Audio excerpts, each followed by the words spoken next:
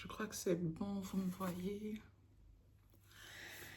Hello, j'espère que vous allez bien. On est donc en partie 3.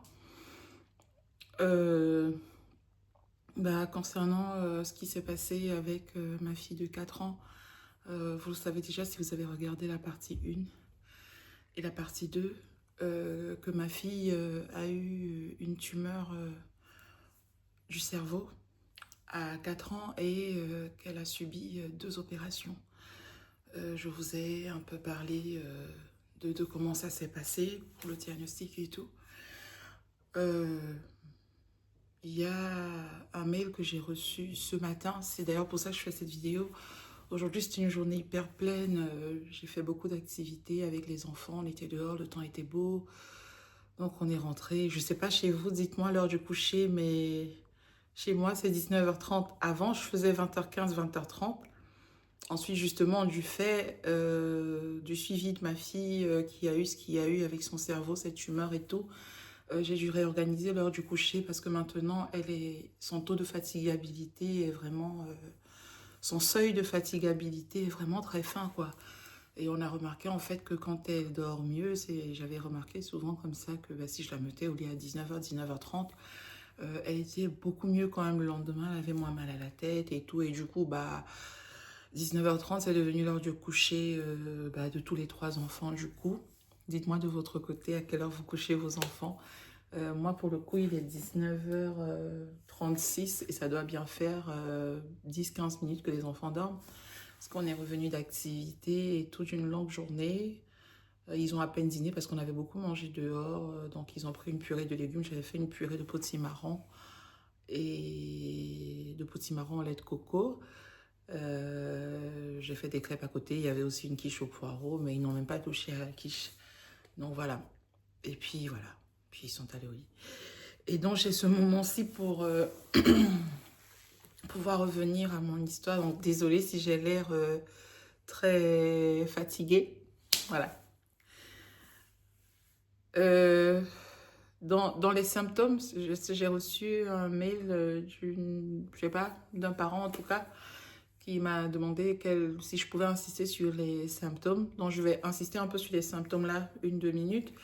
Et ensuite, je vais directement vous dire comment s'est passée la suite de la première opération. Vous dire comment est-ce que la deuxième opération s'est passée aussi, puisque c'est où on s'est arrêté hier. Alors, en termes de symptômes, comme je vous ai dit, ça a commencé d'abord comme un rhume. Ok, on s'est dit la petite a pris froid et tout, allez. Déjà à l'école quand même, dès fin septembre, elle avait commencé à dire à la maîtresse qu'elle avait mal aux yeux, qu'elle avait du mal à voir et tout. Et après, elle avait commencé à avoir très très mal à la tête et tout. Et ensuite, il y a eu ce rhume et tout le monde était enrhumé dans sa classe. On était allé fin octobre et tout. Et puis le rhume qui s'est transformé en grippe. Et bon, c'est où pour moi ça commence à faire un peu... je me rappelle que je vais même consulter un week-end et tout. On donne du Doliprane, on dit de continuer à faire le lavage nasal. Chose que je fais à mes enfants et tout. Mes bébés sont tous nés en hiver, donc j'ai l'habitude. Et ce qui se passe, c'est que la situation ne s'améliore pas. Donc la petite a violemment mal à la tête, mais vraiment très mal à la tête. C'est vraiment des maux de tête. Vous ne pouvez pas tenir avec un enfant qui a autant mal à la tête, un enfant qui a 4 ans. Donc elle avait hyper mal à la tête. Et des fois, elle disait qu'elle avait mal au devant de ses yeux ou que ça picotait et tout. Mais ça, c'était plus à l'école qu'elle disait pour les yeux. Elle avait du mal à tenir. En fait, nous, sur la fin, juste avant le diagnostic, elle avait du mal même à tenir debout. Ça veut dire que elle perdait l'équilibre, en fait. Elle tombait toute seule. Elle ne s'alimentait plus. Quand je vous dis, elle a donc réussi à faire qu'elle mange une cuillère, une cuillerée, comme ça, de petits repas. Mais juste une petite cuillerée comme ça. C'était le parcours du combattant. Euh, Elle somnolait beaucoup, mais vraiment, c'était une hyper somnolence. Elle, elle somnolait. Mais vraiment, je ne sais pas comment vous dire ça, mais c'est une hyper somnolence. Et l'enfant, des fois, elle devenait même, vous savez, comme ça, comme une poupée de chiffon. Elle devenait comme une poupée de chiffon et elle maigrissait à vue d'œil. Voilà ce qui m'inquiétait aussi. Après, elle a commencé à avoir très mal aux oreilles et tout. Bon, bah, c'est mon troisième enfant. Du coup, je me dis, est-ce que c'est pas une otite et tout? Donc, je vais consulter. Le pédiatre me dit, en effet, bingo, c'est une otite. L'otite est très avancée. Et mon pédiatre est hyper fin sur les maladies infantiles et tout. Donc, je lui fais vraiment confiance. Il me dit, bon, là, cette fois-ci, on va devoir mettre une bonne dose d'antibiotiques et tout. Donc, traitement antibiotique classique, amoxicilline, voilà. Donc, étant mon troisième enfant, moi, je sais qu'en fait, les antibiotiques, généralement, au bout de 48 heures, chez un enfant, vous commencez à avoir l'amélioration, en tout cas la diminution des symptômes et tout. Et puis, elle vomissait aussi beaucoup. Je ne sais pas si je vous ai dit ça. Sur la fin, elle vomissait énormément. Mais vraiment, une fois, on m'a même appelé, parce qu'à un moment, elle allait même plus à l'école tellement ça n'allait pas, que c'est nous qui la gardions. Mais tout ce que je vous raconte, j'allais dans les hôpitaux. Donc, j'allais vraiment, j'ai fait, et c'est des hôpitaux, pour le coup, équipés, soins intensifs, machin, pédiatriques et tout. Donc, c'est vraiment des hôpitaux, je pense, on dit de rang 3. Donc, je suis allée, mais vraiment, je veux pas citer les hôpitaux parce que franchement, ça sert à rien. Et j'allais avec cet enfant dans cet état. Et certains avaient le courage de me dire que c'était moi le problème. Dans un autre hôpital, on m'a carrément dit que...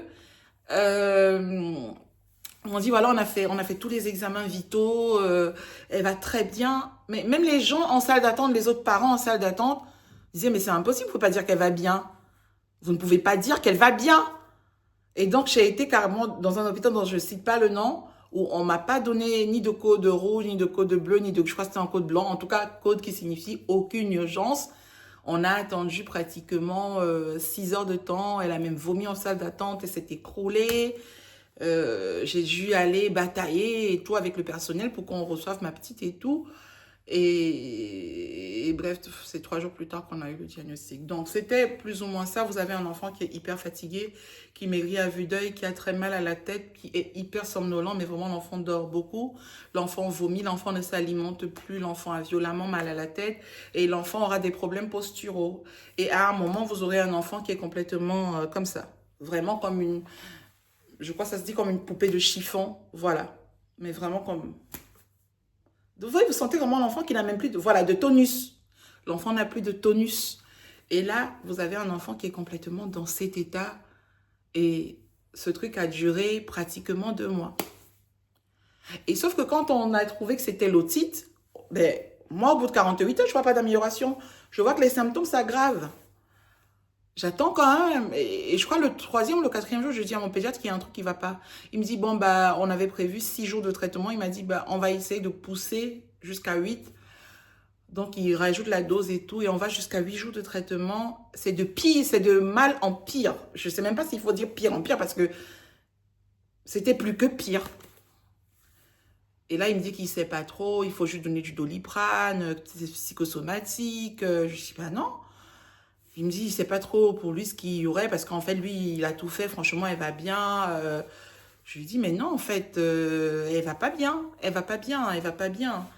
Vous voyez bien qu'elle ne va pas bien. Et c'est comme ça, quand je vous disais que j'ai commencé à lui dire, bah, prescrivez-moi, je sais pas, une imagerie de la tête, là, du cerveau, quelque chose, enfin, pour savoir d'où ça vient, et tout. Et vu que plus petite, elle avait pris un médicament...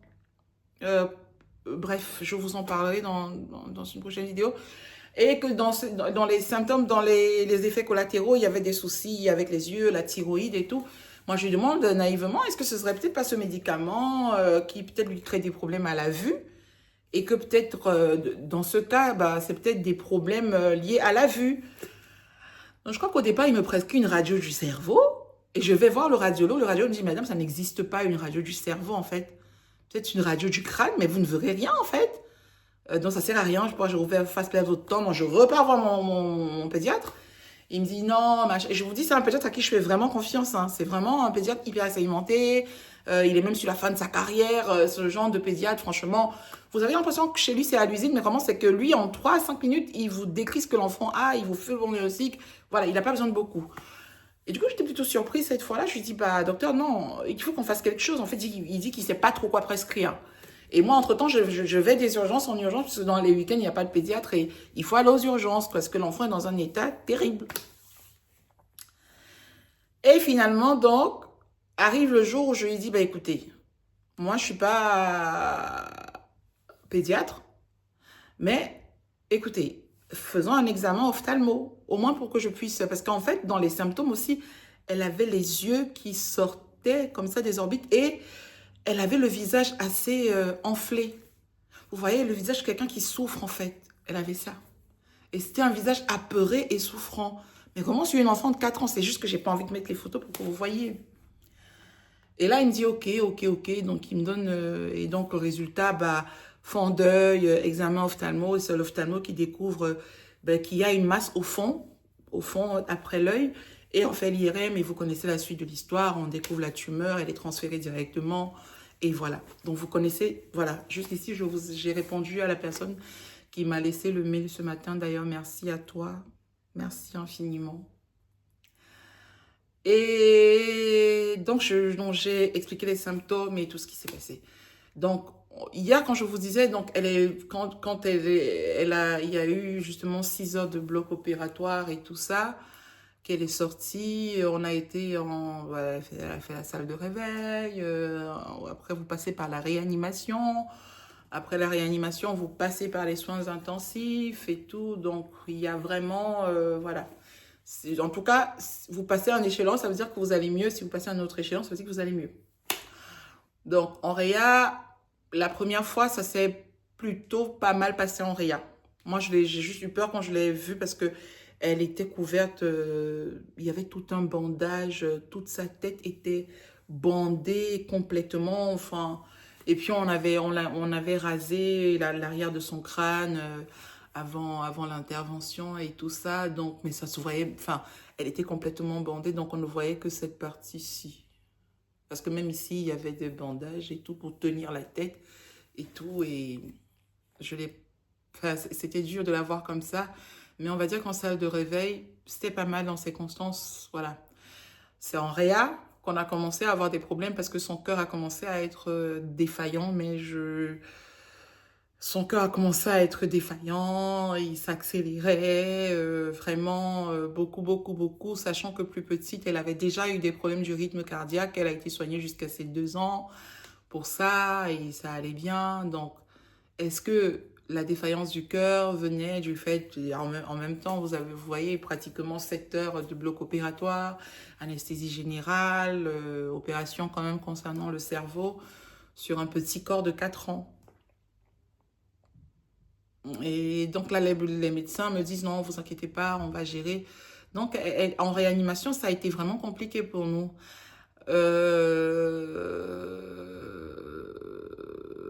Le réveil, non, le réveil n'a pas été compliqué pour la première opération parce que ça s'est fait dans les temps, on a pu la faire revenir parce que c'était à la deuxième opération qu'on a eu peur qu'elle nous fasse un coma parce qu'on n'arrivait pas à la récupérer et qu'elle s'était extubée toute seule. Parce qu'en fait, elle avait, vous savez, les sangles, elle était attachée. Parce que vous savez, même quand vous êtes endormi, surtout sur les opérations du cerveau, il peut y avoir des connexions nerveuses qui font que vous tremblez et tout, voilà. Et donc, en tout cas, elle était, voilà. Et on ne sait pas comment, mais vraiment étant elle n'était pas éveillée. C'était la deuxième opération. Elle a réussi à s'extuber puisqu'on l'avait intubée.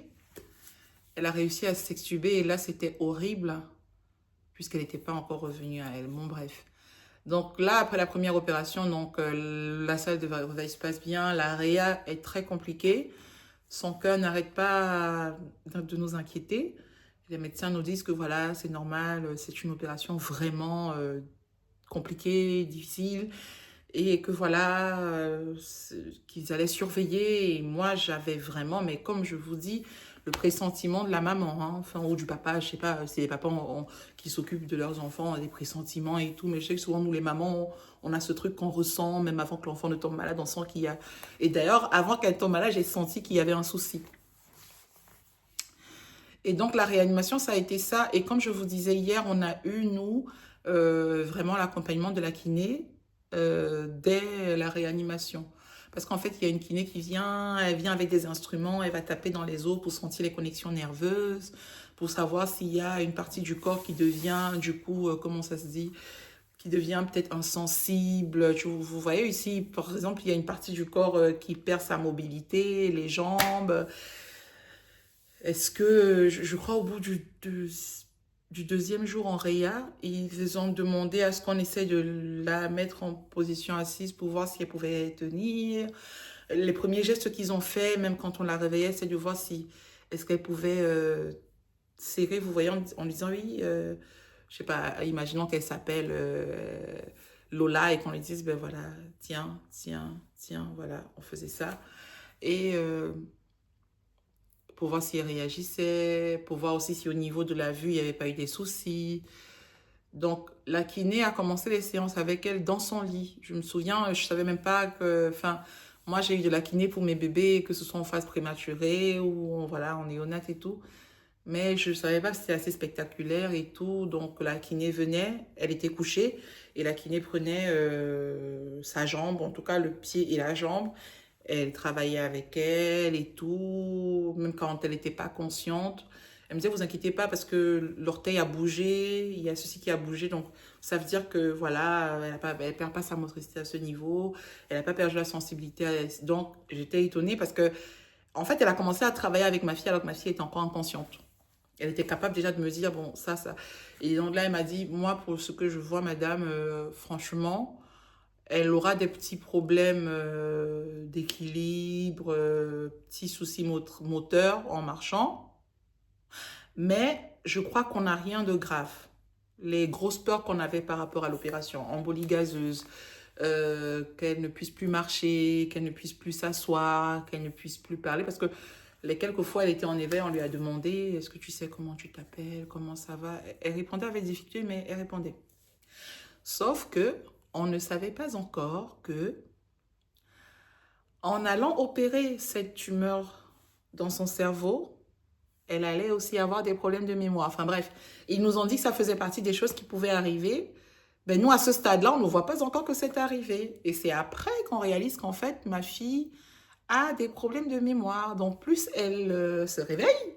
Et là, c'est quand on bascule On a quitté la réa pour aller en soins intensifs. Il y a même au bout d'un moment, la kiné a pu la faire sortir de son lit. On a essayé de faire qu'elle marque quelque part en la tenant, en la surveillant et tout. Hein, et tout. Donc, il y avait des problèmes voilà, posturaux. Voilà, des problèmes posturaux, pas des problèmes moteurs.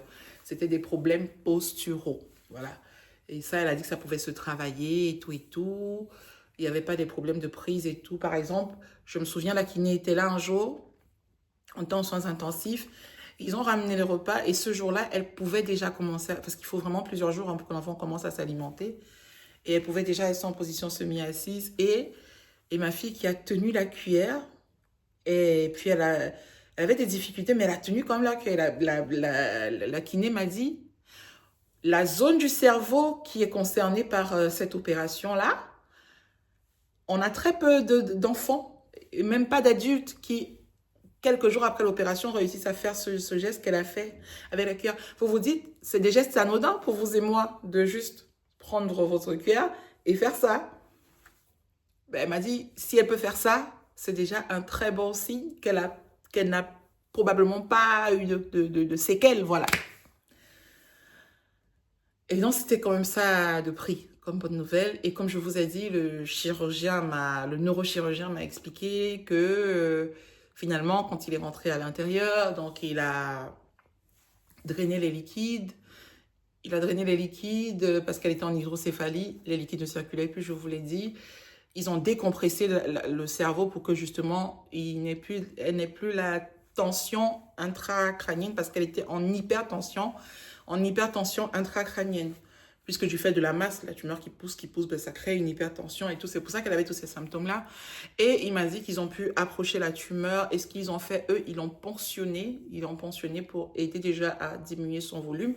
Mais ils nous ont dit que malheureusement, c'est une tumeur qui grossissait beaucoup. Et donc, il aurait fallu qu'on l'opère dans les jours qui suivaient. Et que pour eux, la première opération ne pouvait pas être une opération pendant laquelle on pouvait enlever la tumeur parce qu'elle, on l'aurait tuée en fait. C'était impossible.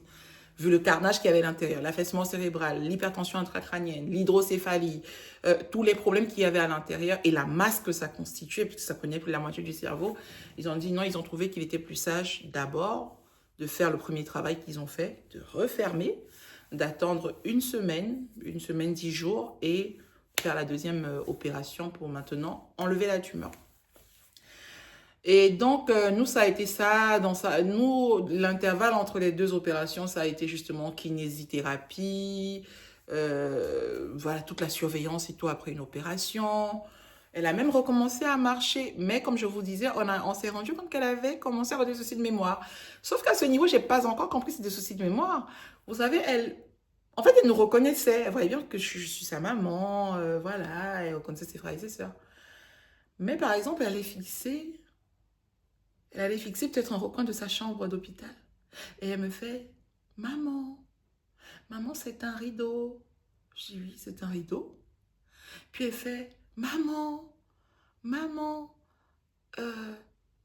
regarde, le dessin sur le mur, c'est un renard. Je dis, oui, c'est un renard. Maman, oh, mais cet animal, il est beau, maman. Je dis, oui, tu connais cet animal. Ben oui que je le connais. Et puis elle va marquer un temps d'arrêt. C'est un chat. Je dis oui, c'est un chat. Oh maman, c'est une pomme. Et donc je me posais juste la question à ce moment, je me disais, mais pourquoi est-ce que elle est dans le besoin de me dire des choses qu'elle connaît? Moi, à ce moment, je n'ai pas compris qu'elle a des problèmes de mémoire. C'était très fin. C'est pendant la deuxième opération qu'il y a eu des problèmes. Et avant d'arriver à la deuxième opération, ce qui se passe, c'est que la deuxième opération a lieu 10 jours après. Et quelques jours avant la fameuse opération, elle recommence à avoir violemment mal à la tête. Elle a du pus qui coule dans une de ses oreilles. Elle a les yeux qui enflent. Et en tout cas, elle n'est pas bien. Et voilà, le bandage elle avait encore tout son bandage, hein, elle a toute la tête qui est encore bandée et tout. Sauf que le bandage à l'arrière se met à couler, comment je peux dire, à sointer. Donc il y a un liquide marron bizarre qui sointe et tout son bandage était taché. Donc ça veut dire que sur le siège de l'opération, il y avait un problème. Est-ce que c'était une infection? Est-ce que j'étais en panique totale? J'étais vraiment en panique totale. Et ils m'ont rassurée, ils ont fait des examens. Et rebelote, ils m'ont parlé d'otite. Je leur ai dit non, non, on va pas me reparler d'otite. En plus, là, on est à l'hôpital, on est en hospitalisation. Donc, non. Est-ce que ça veut dire que la tumeur regrossit alors qu'en fait, ça fait juste quelques jours que vous l'avez décompressée? Donc, bref,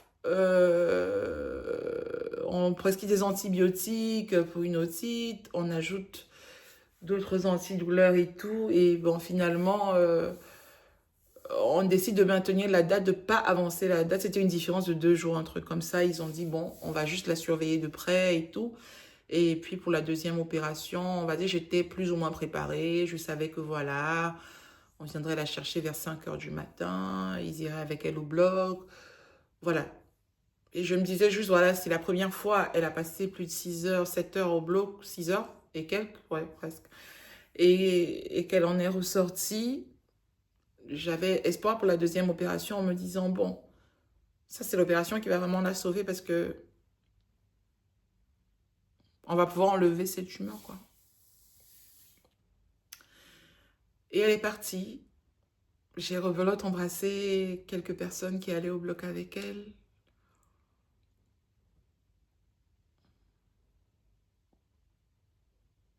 Et cette opération-là a mis beaucoup, beaucoup, beaucoup plus long que prévu. Je crois qu'au bout de 6 heures de temps, un truc comme ça, 7 heures de temps, j'ai commencé à m'inquiéter parce que je me suis dit, c'était le maximum de la première opération. Et j'avais un ami qui m'a conseillé cette fois-là, il m'a dit non, bah, il m'a conseillé de pas rester autour de l'hôpital. Il m'a dit non, Ne fais même pas ce que tu as fait la dernière fois. Tu es resté marcher autour de l'hôpital et tout. Fais pas ça. Et cet ami-là bah, avait créé des activités pour que je pense plus, quoi.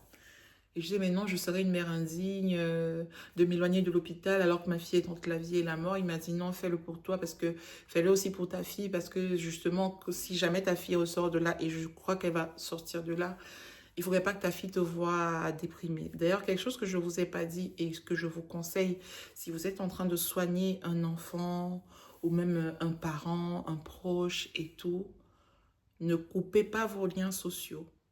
N'arrêtez pas de travailler. Ne prenez pas un congé maladie, un congé ceci.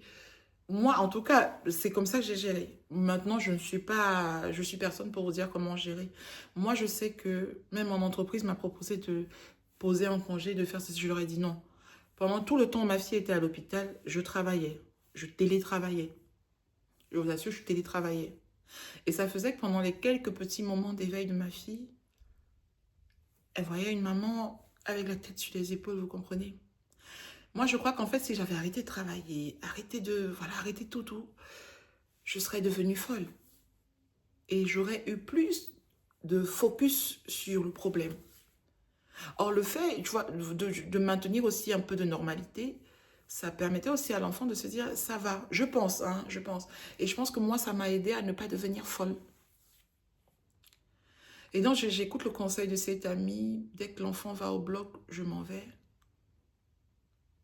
On fait plein d'activités. Il me dit, ne pense pas à l'hôpital. Pense pas à l'hôpital. Écoute, on va aller découvrir telle cuisine. On va aller faire ceci. Ta fille, la dernière fois, elle t'a demandé un yaourt au citron. Écoute, achetons... ma fille n'a jamais oublié ce truc. Achetons des yaourts au citron. Parce que voilà, si elle se réveille et tout, dans quelques jours, elle voudra peut-être du yaourt au citron et tu lui diras, t'as pensé à elle, machin. Et quand moi j'ai vu 6h30, genre elle est partie au boulot genre à, je sais pas, à 5h. Et moi je vois il est 11h30, midi, pratiquement 13h. Là, j'ai dit à l'ami avec qui j'étais, je lui ai dit non, je crois que les nouvelles ne sont pas bonnes. C'est bizarre qu'on ne m'ait pas encore appelé. Et du coup j'attendais. Puis un numéro m'appelle, je vois bien que c'est pas le neurochirurgien, c'est quelqu'un d'autre. Et je me dis, oh mon Dieu, ça sent pas bon. Et le monsieur me dit, non mais madame, ça va, vous êtes la maman de telle, oui, ok, vous pouvez venir, elle vient de sortir de salle opératoire, ça a pris plus de temps que prévu, et tout, mais venez, et tout, voilà, et voilà. Je lui dis, non mais est-ce qu'elle va bien? Oui, oui, mais venez, venez, et tout. Donc je me lance dans un taxi, je file à l'hôpital, et c'était beaucoup plus dur que la première fois.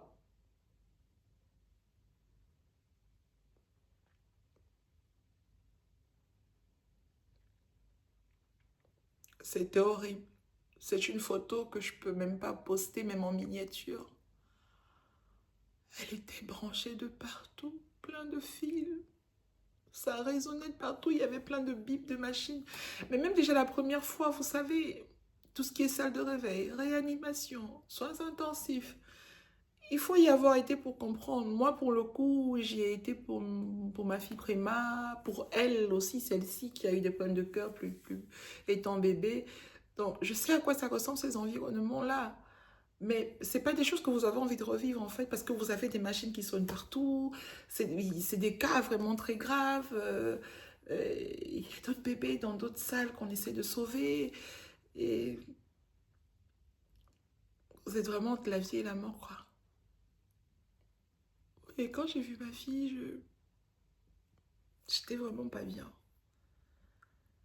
Et je me sentais juste... C'est vraiment ce sentiment d'impuissance qui m'a accompagnée tout le long. L'impuissance.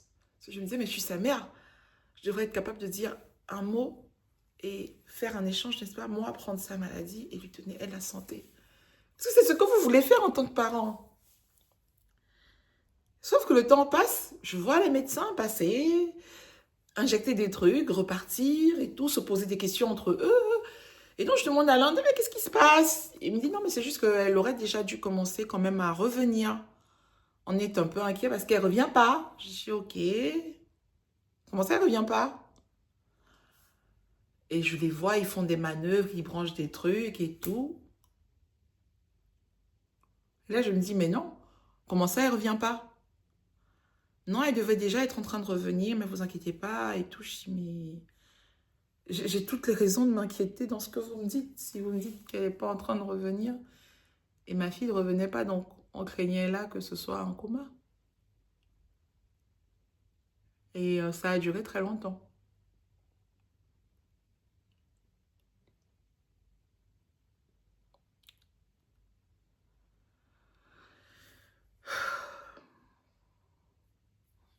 Écoutez, la vidéo a fait 30 minutes et autant je ressens le besoin, mais vraiment d'en parler, comme je vous ai dit, pour expliquer en partie ma longue absence, mais aussi d'en parler pour sensibiliser. Et peut-être aussi, je ne sais pas, je me dis que si un parent passe par quelque chose de similaire et qu'il fait une recherche sur Internet, j'aimerais qu'il puisse trouver ce témoignage. Je ne souhaite bien évidemment cela à personne, hein. Je ne souhaite à aucun parent de vivre ce que j'ai vécu avec elle. Aucun enfant ne mérite ça. Aucun. D'ailleurs, personne ne mérite tout ça. Mais quand ça arrive... Et vous voyez, j'ai beaucoup hésité à en parler, un peu comme j'avais hésité à parler des vidéos sur mes problèmes de santé. Et c'est aujourd'hui des vidéos qui ont fait des milliers de vues parce que ça a aidé des gens et je m'y attendais même pas. Et j'ai des gens qui continuent à m'écrire aujourd'hui pour me dire, ben, écoute, voilà, j'ai pu faire ceci après ta vidéo, j'ai pu faire cela, merci pour machin. Et je me dis, c'est toujours ça le prix, quoi. Mais là, il faut vraiment que je m'arrête parce que c'est dur. En fait, j'ai envie de parler de cette histoire, mais sans être larmoyante et tout. On m'a dit que je suis quelqu'un de très combatif depuis toujours. Et des fois, je dis aux gens, vous savez, c'est juste que la vie ne laisse pas le choix à certaines personnes. On ne fait pas le choix d'être combatif ou combative. On doit juste vivre sereinement, paisiblement, ne pas avoir de trucs à combattre et tout. Puis voilà, la vie en décide autrement. Donc ce que je vous propose, c'est de m'arrêter là. Même pour moi, psychologiquement, c'est important que je m'arrête là. Et ce que moi, je vous propose, c'est de vous faire une vidéo, je sais pas, demain, probablement demain ou après-demain. Ou dans cette vidéo, je vais vous parler justement des suites opératoires de la deuxième opération et des séquelles et du suivi. Je pense qu'on aura encore une vidéo et peut-être au grand max 2 pour vous parler de la vie, comment la vie s'organise après un tel séisme. Et si jamais vous passez sur cette vidéo, voilà, n'hésitez pas à me faire un coucou. Portez-vous bien.